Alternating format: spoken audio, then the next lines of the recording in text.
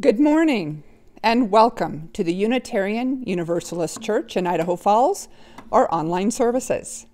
I am Annette Lovell and I am honored to be your worship associate today, and I am here with Reverend Kevin Carson and Josh Coyote, our tech. We'd like to start our time together with a few announcements. First of all, I encourage you to please sign in the chat box and let us know who is being live with us this morning. It's always nice to see who's with us. Also, if you would like to share a joy, a concern, or a sorrow a little later in the service, please type it in the chat box very soon. That way, our techs can pull the information together and we'll be ready when that part of the service is coming.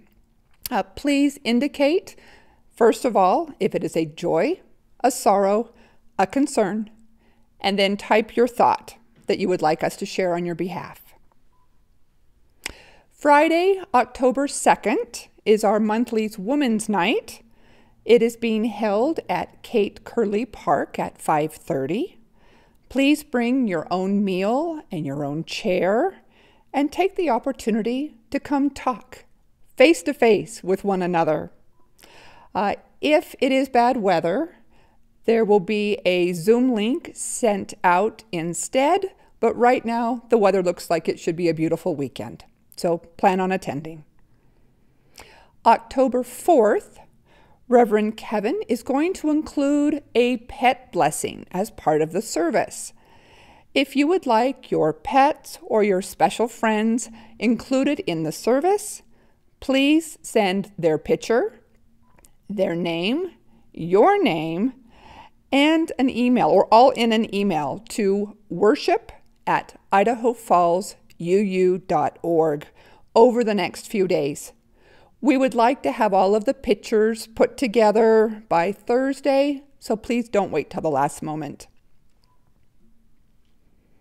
We are no longer taking time during this service for our morning offering, but that does not lessen its importance. I am sure that everyone realizes that the church still needs our financial support of all of us, even though we're only meeting virtually. So I encourage you to find time in your schedules to visit our website, where you can find the Give button in the right-hand corner and pay via PayPal or write a check and put it in the post. Make sure you use our P.O. box. Any and all monetary donations are gratefully received. Now that all of our business, of our announcements are over, let us prepare for our sacred time of worship with a few moments for quiet and meditation. Close your eyes wherever you may be. Take deep breaths in and relax into your exhale. Listen to your breath and feel your lungs expanding and contracting. Imagine us all together breathing in harmony as I ring the peace bowl 3 times.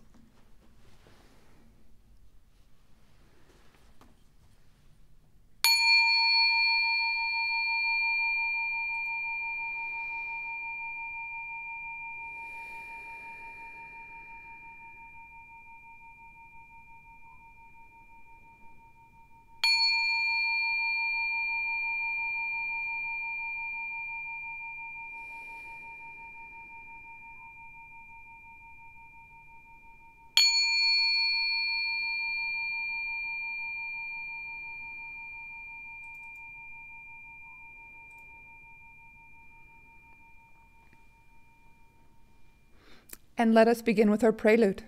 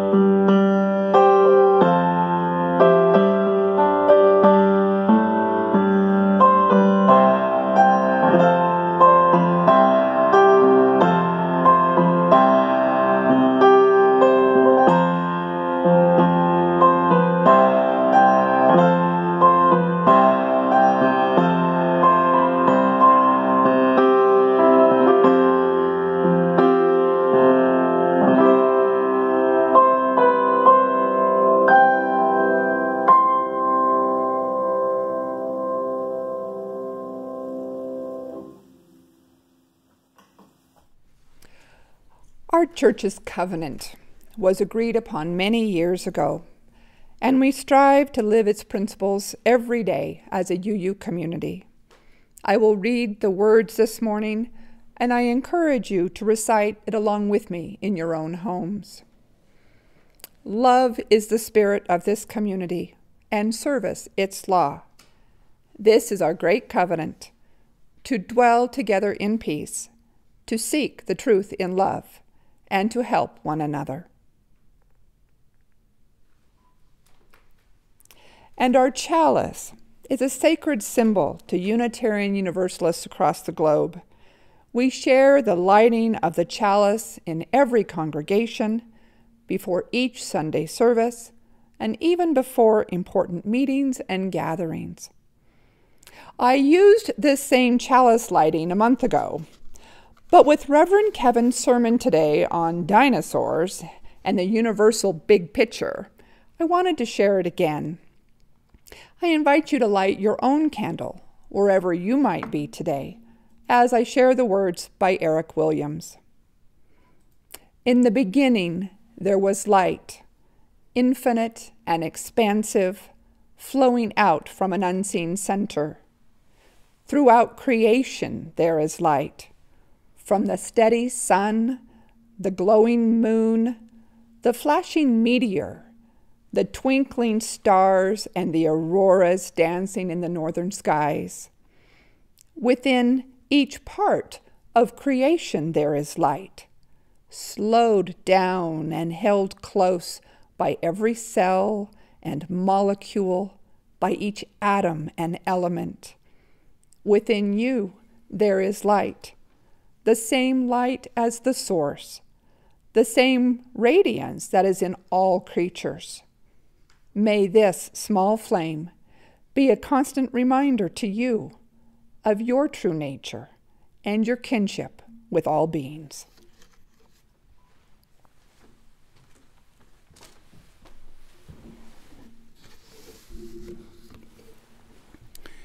Good morning. Our call to worship this morning is the poem Nothing Gold Can Stay by Robert Frost.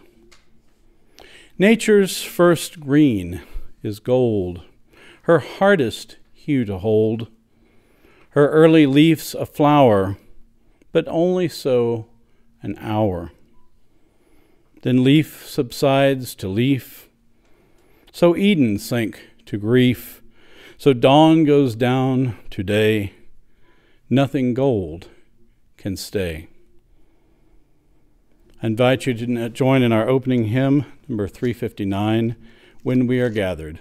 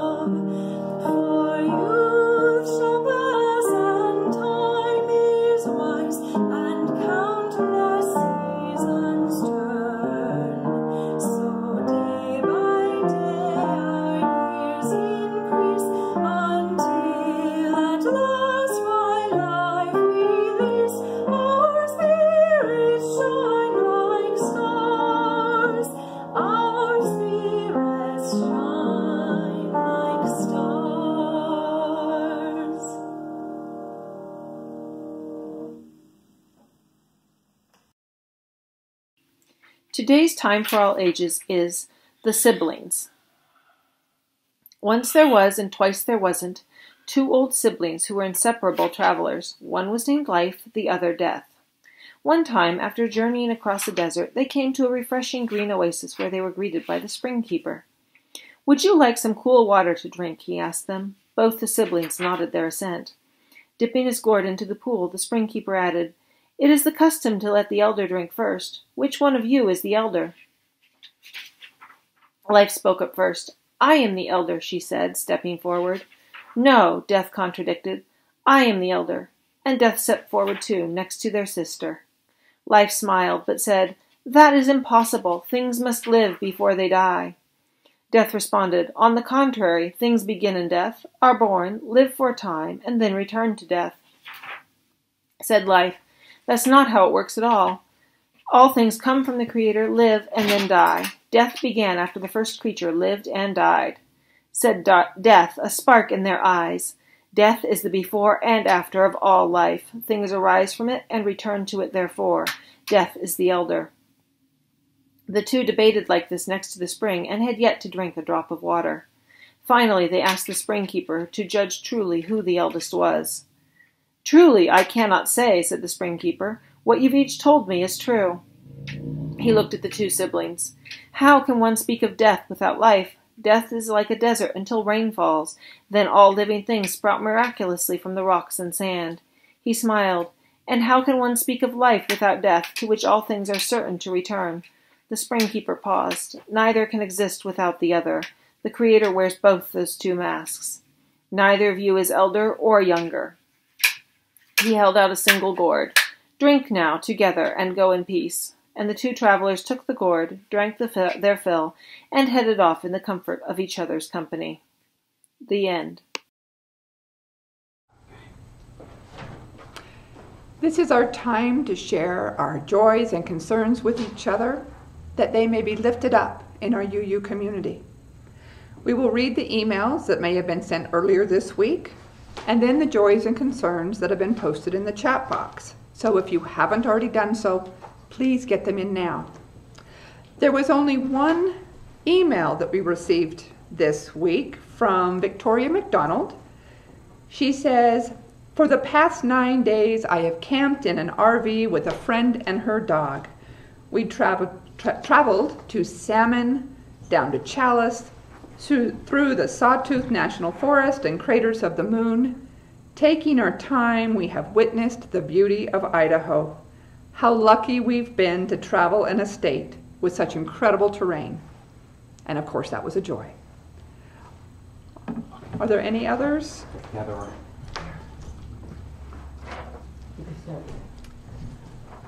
Larry and Nancy Frank have a joy.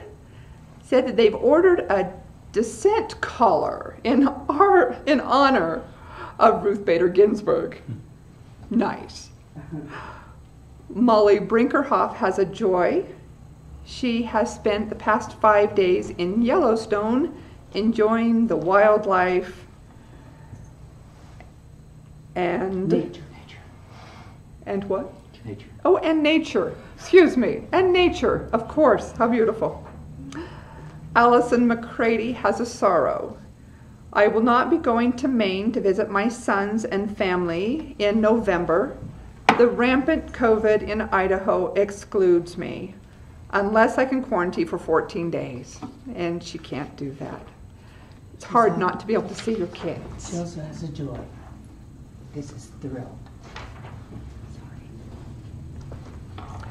Allison also has a joy that we are well enough here, taking each day as it comes, looking forward to voting by mail and the 92nd birthday on December 3rd, I assume, of Alan. And there's a joy. Clarissa gets her braces off. She's thrilled. I can imagine. Are there any other joys or concerns? Then we will also light a last candle for all those sorrows, joys, and concerns that we hold in our hearts and are not ready to share at this time. Oh, one more. Oh, one more. Bill and Cindy Miller have a sorrow for Will, for us, who died last week of an accidental overdose. His family has requested your prayers. Hopefully, if everyone could not hear Josh, they're able to read that in the chat box as well. We want to hold that sorrow as well. Know that we lift up our love for each and every one of you.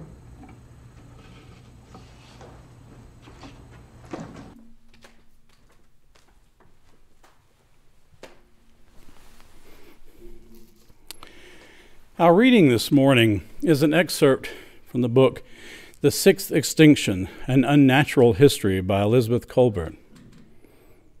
Extinction may be the first scientific idea that kids today have to grapple with.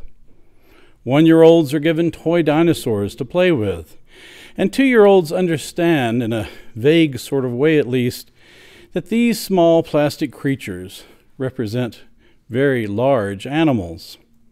If they're quick learners, or alternatively slow toilet trainers, children still in diapers can explain that there were once lots of kinds of dinosaurs and they died off long ago.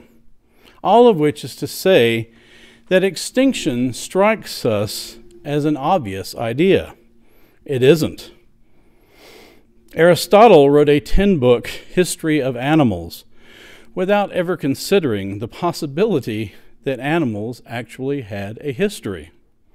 Pliny's natural history includes descriptions of animals that are real and descriptions of animals that are fabulous, but no descriptions of animals that are extinct. The idea did not crop up during the Middle Ages or during the Renaissance, when the word fossil was used to refer to anything dug up from the ground, hence the term fossil fuels. In the Enlightenment, the prevailing view was that every species was a link in a great, unbreakable chain of being. I invite you to join in our next hymn, number 343, A Fire Mist and a Planet.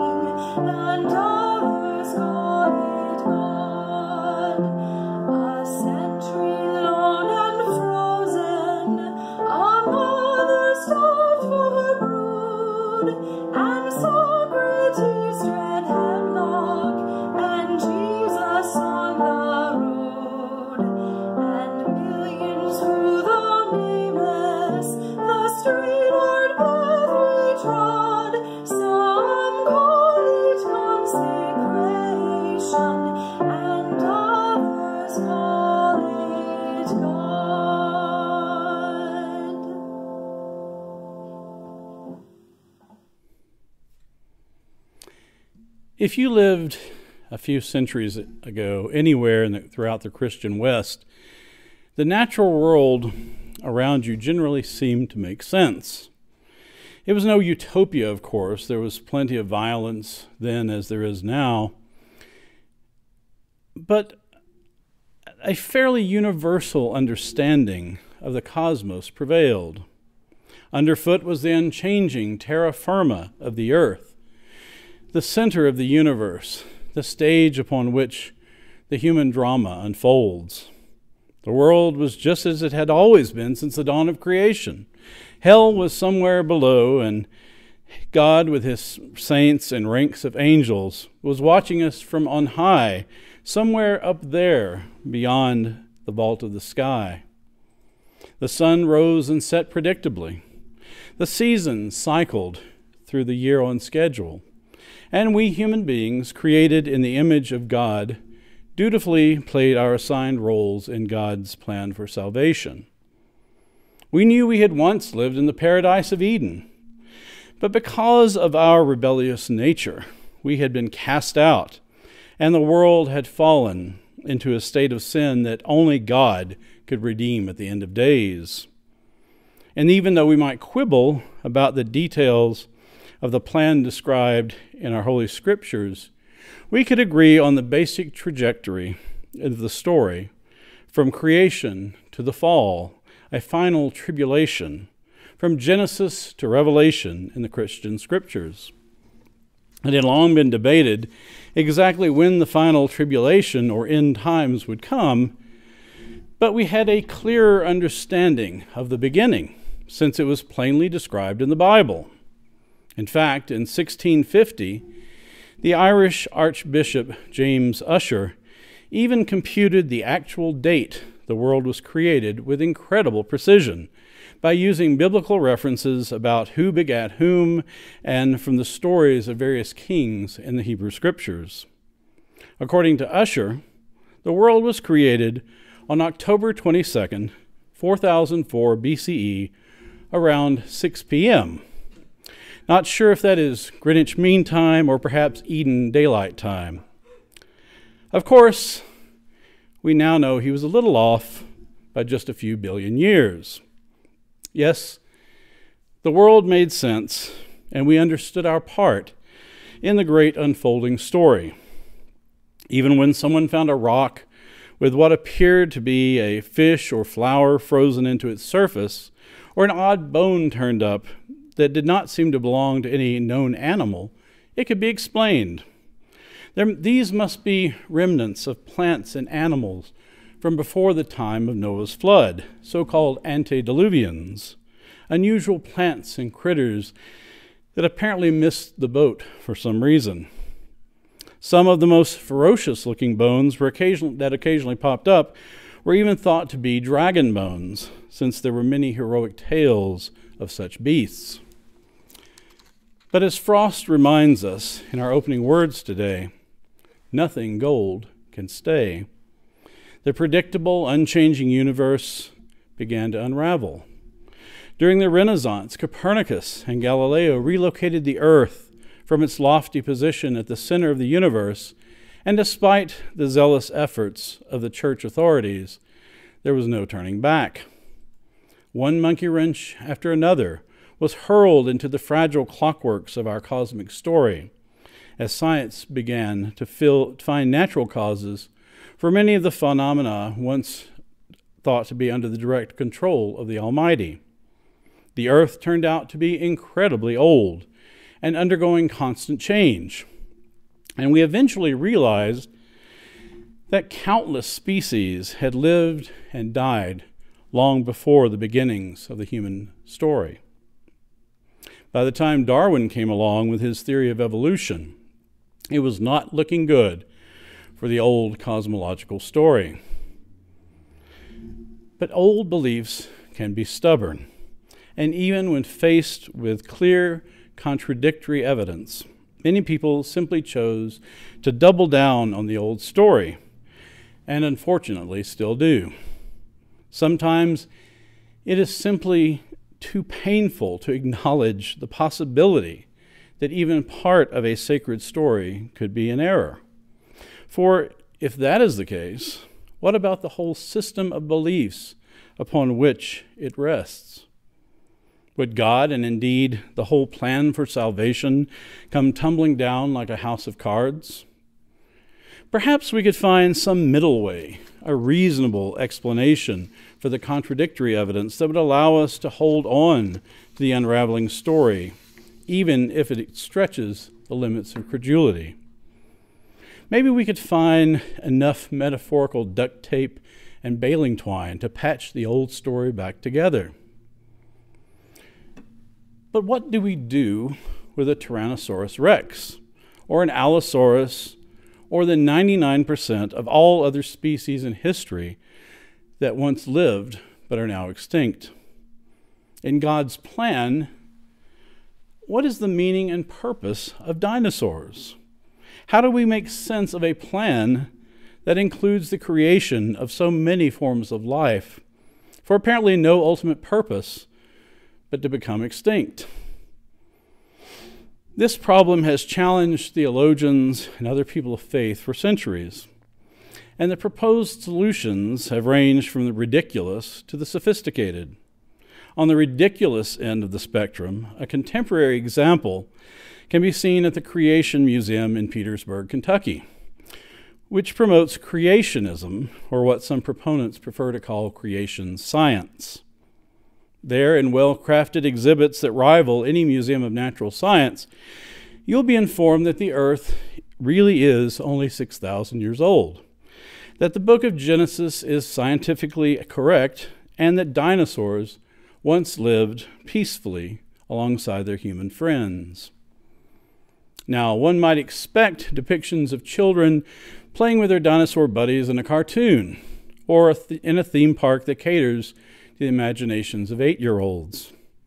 But make no mistake, for the folks who founded the Creation Museum, the mission of promoting these alternative facts is of vital importance. They are genuinely concerned that humanity is being led astray by the so-called scientists and their godless story of creation. We might dismiss creationism as an outdated idea shared by a shrinking number of fundamentalists, but lots of our fellow Americans would not consider the theories promoted by the Creation Museum to be ridiculous at all. According to a 2012 Gallup poll, 46% of Americans believe in some form of creationism, and another 32% believe in some sort of theistic evolution, that is to say, evolution assisted by divine intervention. Despite the overwhelming evidence over the last 161 years since On the Origin of Species was published, only 15% of Americans in the survey believed that life on Earth evolved through organic, natural processes. Only 15%. I have to admit that as someone who feels a tremendous spiritual connection to the earth and who experiences profound awe and wonder in the evolutionary journey of the universe, it is disheartening that so many of my neighbors deny our organic connection to the earth, that so many people cannot appreciate the beauty of our existence as a unique species in a web of relationships with all other forms of life. It is also disheartening that many modern theologians who have accepted the essential facts of evolutionary biology have failed to grasp the full ecological implications of what this means for humanity. Their spiritual focus remains on the importance of humankind, and the dinosaurs and other non-human species are dismissed as irrelevant or to have value only in their relative utility to human beings. The evolution of species may be true, they would say, but evolution is just a means to an end, part of God's plan for human salvation. And even more progressive Christian theologians have struggled to find a way to reconcile what science is telling us with a traditional concept of God. Some have suggested, for example, that God loved the dinosaurs and other species that are now extinct, but was powerless to intervene in the natural processes that resulted in their demise. Another popular idea is that successive mass extinctions and climate changes that made it possible for humans to evolve were necessary steps leading to the ultimate triumph of our species. But given what we are doing to the planet these days, it is hard to imagine that we represent the culmination of some divine plan.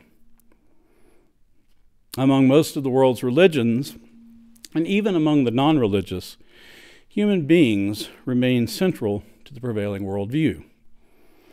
The material world and its non-human creatures are largely seen as mere resources to be consumed and manipulated for the use of humankind, with little consideration about moral implications. I do believe that attitudes are shifting to a more enlightened understanding of our place in the interdependent web of life, but we have a long way to go on a global scale. Just consider the 2020 Living Planet report that was published by the World Wildlife Federation on September 10th. The report describes the catastrophic loss of biodiversity over the last 50 years, with a decline of 68% in global animal populations alone. We are the undeniable cause of the latest mass extinction in Earth's history. And this report is just the latest confirmation that we continue on this trajectory at our own peril. So what are the theological implications of all this for those of us more comfortable on the naturalistic end of the theological spectrum, the place where many theologians are reluctant to tread? Perhaps the universe has a propensity for increasingly complex life forms to evolve, but the evidence suggests that who wins and who loses in the game of evolution is largely a cosmic game of chance. If this is the case, human beings are here because we had the right combination of good fortune, like the meteor and other factors that took out the dinosaurs, and a series of evolutionary adaptations that align well with the climate in today's world, such as warm blood, body hair, big brains, and so on. We are only special in hindsight due to our incredibly good luck. And as science continues to expand our understanding of the cosmos, it is increasingly difficult to hold on to the idea that we are special at all. There are roughly 2 million known species of animals, plants, fungi, and microbes living on Earth, and about 20,000 new species are being discovered every year. The biologist Edward O. Wilson estimates there are probably at least 6 million species in total, and it could easily be as many as 100 million. And this represents only about 1% of all the species that have ever lived on Earth. The other 99% are extinct. And if you really think about it, what exactly is a human being anyway? Each of us is really more than a single organism. We are more like a colony of organisms. There are about 100,000 species of bacteria that live on or in all parts of our bodies, including the gut flora that makes our digestion of food possible. When you add in the mites and other small critters that call our bodies home, what we think of as our self begins to look more like Noah's Ark. And to really add perspective, we are learning that the Earth is one planet among potentially billions of worlds that may support life. It is starting to seem rather arrogant to have imagined the human story on Earth as the be-all and end-all of God's creation. Now, some of you may find all of this very unsettling. If we are not a special creature created in the image of God, Is there any purpose to life at all? Are we just one of millions of species locked in a competition for survival, destined to go the way of the dinosaurs one day? Are we just kidding ourselves about culture, civilization, and even religion? Have we gained all of this knowledge over the millennia only to find ourselves once again cast out from the Garden of Eden and forced to make sense of an indifferent world? Perhaps the human story is indeed just a lucky break in the great cosmic journey. Perhaps there is no ultimate destiny for humanity, but eventual extinction.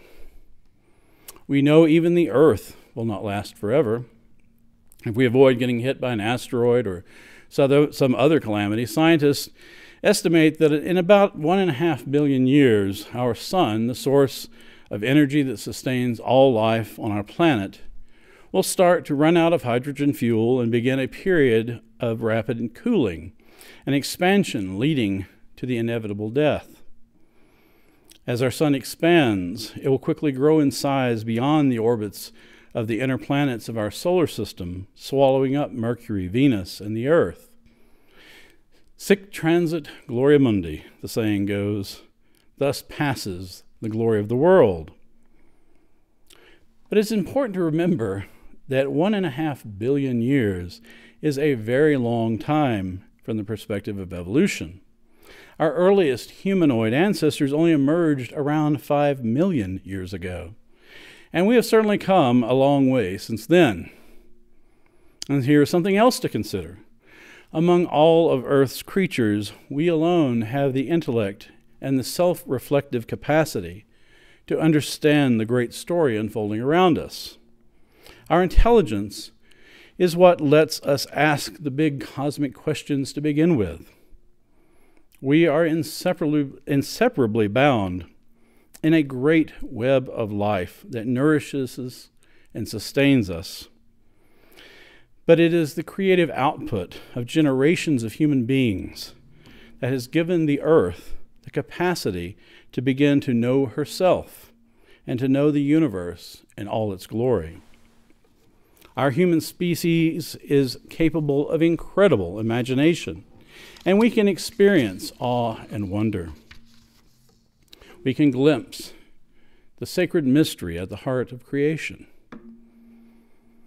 If other animals and plants have purpose and meaning too, it is not just for their utilitarian value, but for what they can teach us as companions in the journey. Reflecting on the sacred story of life on Earth is as a communion of subjects instead of a collection of objects gives us an important fresh perspective. When we see life as a web of relationships, it suggests that nature is not so indifferent to our suffering after all. Whole ecosystems suffer when a species suffers or becomes extinct. Even those species long extinct can help us gain a new understanding of our place in nature and an appreciation for the gift of life. It is a lesson in humility. A few years ago, I was on a family vacation in Italy, and as we toured around the crumbling ruins of the ancient Roman Forum, I remember thinking about something I read many years ago. In ancient Rome, when a general would return victorious to the city after a great conquest, the Senate would often confer what was known as a triumph. Soldiers with their captors and spoils of war would parade through the city as the crowds roared with their approval. The general would arrive in a splendid form by chariot, a godlike conquering hero for all to see. But lest the general become too full of himself, there would be a slave riding behind him in the chariot, whose job it was to hold a wreath of laurel over the general's head and to occasionally whisper in the general's ear, "Memento mori," which means, "Remember, you must die," or more poetically, "Remember, thou art mortal." The reason I'm telling you this story is this. Perhaps this is the purpose of dinosaurs for us today. Once these great beasts ruled the earth. They were the pinnacle of evolution in a time when our mammalian ancestors were small, hardly noticeable creatures that scurried around to avoid being eaten and lived in holes in the ground. Who could have imagined the world their descendants would create? When we look at the bones of dinosaurs in our museums, perhaps they're reminding us that we too are mortal. And at a time when human beings are causing the demise of so many other species, they remind us of the fragility and specialness of life and bear witness to our arrogance. They give us perspective on deep history and ecology, illuminating our ancient connectedness to the earth and the unfolding journey of evolution. They tell part of the life story that we continue to write, the latest chapter in the 14-billion-year-old journey of atoms forged in the hearts of ancient stars. One day our descendants might leave the earth and spread out across the universe to other star systems, long before the earth dies. It is a hopeful thought, but it would be complicated by the need to bring along all the other species and resources upon which we depend. We must essentially take a piece of the earth with us. For now, at least, let us listen to what the dinosaurs can tell us. Let us learn to take a longer view of life and truly see ourselves within the wondrous web of all existence. We are brothers to the stars, sisters to the moon and planets, cousins to the dinosaurs, the great forests, and the trillions of microbes that surround us. It is a glorious dance of life, creativity, and relationships. We are of this earth and part of this earth, not merely passengers along for a ride. Let us rejoice in the splendor of this knowledge. I invite you to join in our closing hymn, number 163, For the Earth Forever Turning.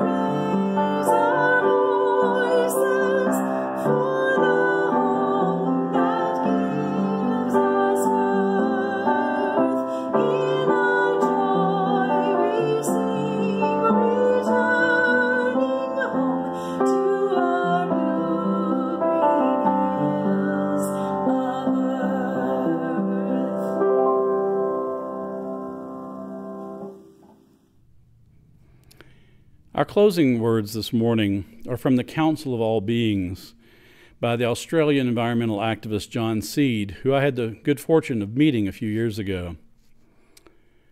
We call upon the spirit of evolution, the miraculous force that inspires rocks and dust to weave themselves into biology.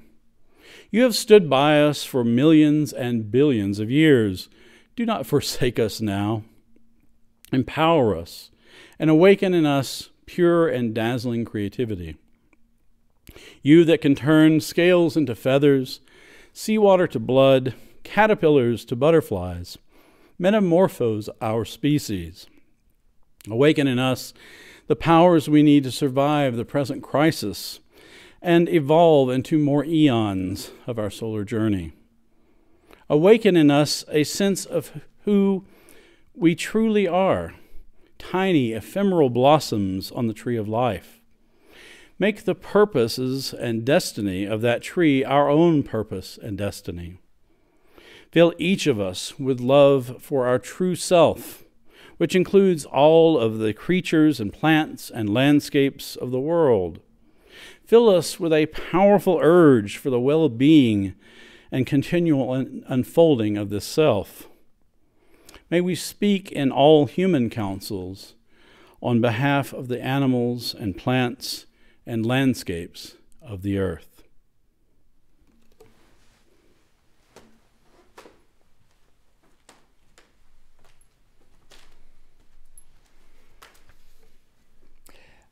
We will now extinguish our chalice with the following words. If you wish, join me in the recitation. We extinguish this flame, but not the light of truth, the warmth of community, or the fire of commitment. These we carry in our hearts until we are together again.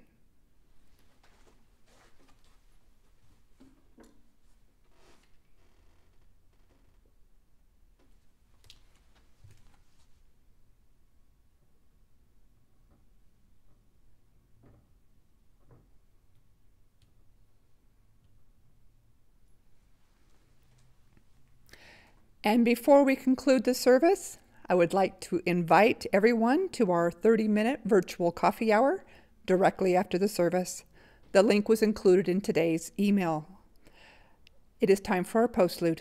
Be safe and be well.